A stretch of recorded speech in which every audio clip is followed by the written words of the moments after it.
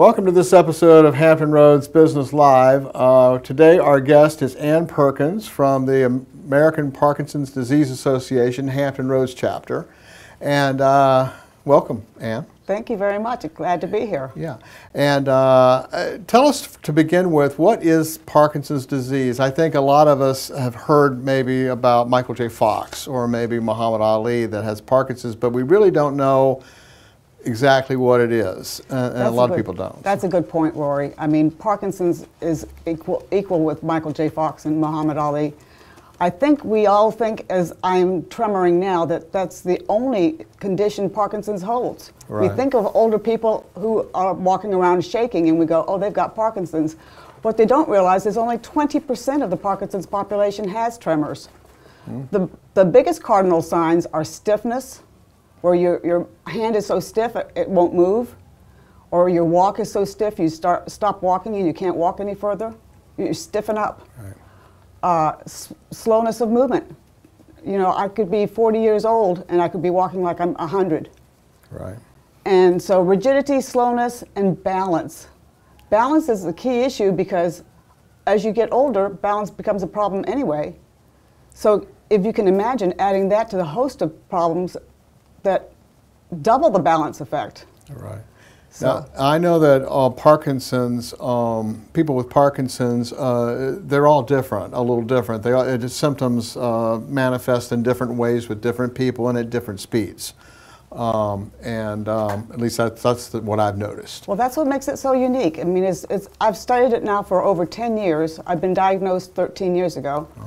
So in my studies, I found that it is definitely a very unique disease. I mean, I've enjoyed studying it. You have everything from insomnia to constipation to dry mouth. I mean, everything you can think of. Every muscle in your body is affected. Your digestion's affected. Your digestion is affected. You have slow digestive emptying. So when people ask me how I'm feeling, I always say, I'm feeling great or I'm feeling okay. But when I think about how I'm feeling, I think about how much I've changed in order to feel good.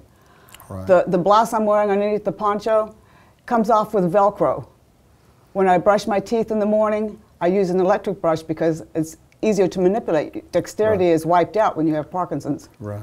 So everything I've done in my life now is altered, and it takes longer, but I end up being okay in the end. Right. And Parkinson's, now there's no cure for Parkinson's, obviously, yet.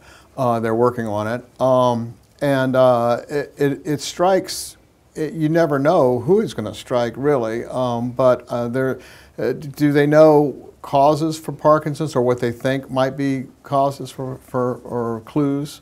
You know, they strike out at some ideas. They think toxicity, for example, farmers who were around pesticides in the 60s and 70s, perhaps that was a problem. We certainly know genes are a factor, a small factor, but albeit a factor. And strangely enough, metals. Yeah. People who worked around and perhaps had a father who did metal work down in the basement are affected, but it's usually something triggers it. Usually an event in your life, maybe a stressful moment, maybe a bad divorce, maybe a heartache, or maybe a loss of a job. Something stressful happens in your life that actually triggers that to begin.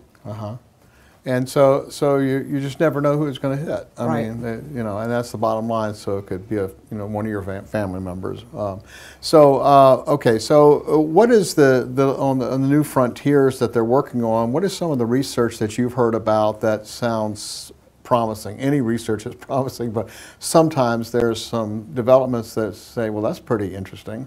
Well, one is really common for almost all diseases. They found that exercise definitely slows the progression. So other than drugs, I say exercise is equal with drugs as far as importance. You know, well, I was going to say that because, you know, for 3 years I was involved with the Parkinson's Association as a past president, and I noticed that people coming in to the organization, the ones that just sat down and after being diagnosed and didn't do anything, they seemed to progress really fast.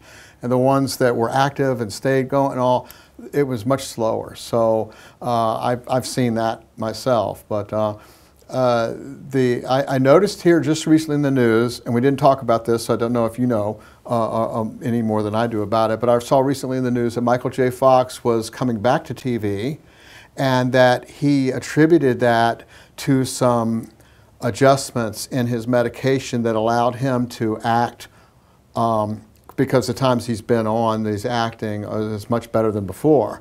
So I know that there's been some adjustments. Is this a new medication, or do you know, or is this just regulating what he was on, you think? That comes down to the individual. There are no new drugs, but there are a lot of available drugs. Mm-hmm. So each individual patient, hopefully they'll be educated enough by looking into it, and that's what American Parkinson's Disease Association does. We educate, we have literature at for any function, for any dysfunction, readily available, free.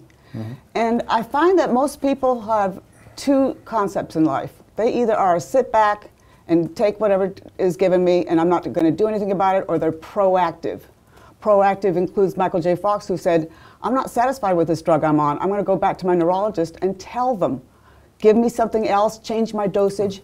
And it took me about 5 years of playing with dosages to find out what works for me. Right. And now I'm set. Yeah, I noticed that everybody's a little different on what they're taking and on. There's only a handful of drugs really that are for this, but and on all of them can have side effects or whatever, depends on the person. Right. All right, on the local front here. Okay, so let's talk about.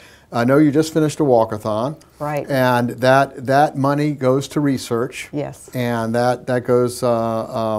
That's very important. But I know that the local market here, we have a lot of people with Parkinson's in this area. We do. And what does the local chapter provide for those people?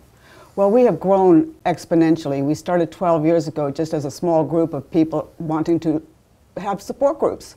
We still have support groups. We have 3 support groups, including one for young onset South Side, and we have 3 support groups in the peninsula. So we're doing quite well actively with support groups. But this year and last year, we wanted to reach out more to patients to say, do you need transportation to the support group? We will provide free transportation. Do you need free transportation to the doctor's office? We will provide that. We even took one patient all the way to Duke University who was looking for some help from them. So we are trying to reach out, and one of the committees we've formed this year is Let's Open Doors. We found that most Parkinson's people want to go out to eat. They want to go out and shop, but they are embarrassed because they can't open many doors. So we decided to take on a campaign. We contacted Access, the international group that actually had the handicap symbol. Mm-hmm. We contacted them and asked them if we could do it in green, to say, green for go, access this door. And we started promoting it locally, and May 9th is actually, I'll have to look at my notes. That's okay. Global Accessibility Awareness Day. So May 9th, we're actually going to a local bank in town. I don't know if I can name them or not. Sure. PNC Bank, which is at the beach, just a block from where we had our walk this year. Uh-huh. And we had confronted them, or actually asked them, if they would consider just having a teller look out for somebody who has a problem. They went a step further and put in an automatic door. Cool. We were thrilled. It was so great because here we are just struggling to maneuver. We've got the handicap spots, mm-hmm. We've got the ramps, but we can't get in, you know. That's interesting. It's like the old saying, well, the good news is I can park anywhere I like. The bad news is I can't drive anymore. Right. So it's the same story. We have access to everything except the building. Uh-huh. So we are looking at relatively billions of dollars nationally that could be promoted to local businesses, just to say, if you can't afford to have an automatic door, then at least have a buzzer or have your people look out for people that are coming in. That are handicapped. Yeah. Right. And I also know that the local groups, the support groups, they have speakers come in. It's not a bunch of people sitting around complaining about what they've got. It's educational. It's supportive of each other. I know they have speakers of all kinds coming in to demonstrate things that can help patients, different therapy techniques and things like that, right? We are a proactive group. people who come to support groups want to get better. People who come to support groups are looking for information or providing information. And their caregivers can come too. Caregivers can come too. Yeah. So we have a whole spectrum of people. This past week, for example, our support group had about 40, 45 members. Mm-hmm. We had coffee and sweets to eat, and we had a body alignment specialist come in and tell us about what to do to straighten up your body, because we tend to be hunched over comfortably instead of being straight. Right. And you see that in a lot of Parkinson's people, because the stiffness affects all parts of the body. Right. We have, in this country, literally 1 out of every 100 people have Parkinson's after the age of 65. Compare that to Alzheimer's. They have 6.7 out of 100. So they're number 1 in the neurological disease spectrum, but we're number 2. We actually have more Parkinson's disease patients than Huntington's, ALS, multiple sclerosis, and muscular dystrophy combined. So it's very large and growing. And they say that Parkinson's is a gateway to the cure for Parkinson's. It's like a gateway to the cure for Alzheimer's. I mean, it's not exactly related in that. In some ways, it is. They're both neurological diseases. So right. A lot of the medications for Parkinson's are Alzheimer's related, because Parkinson's has a Parkinson's dementia side. Right. Where you have Parkinson's and dementia at the same time, and it is actually part of the Parkinson's disease. So right. Having tremors, I'm actually happy to hear that, because the chance of my getting dementia early is very slight. Uh-huh. That's something they found out. But yes, Alzheimer's is a key for us. We work very closely with the Alzheimer's Society, because what is good for them is going to be good for us. Right. All right, can you tell us then, how can the people viewing this help the APDA? Oh, there are so many ways, but one of the main ways is to just be aware of people around you. Be helpful, be supportive. You know, if you have a question about Parkinson's, ask us.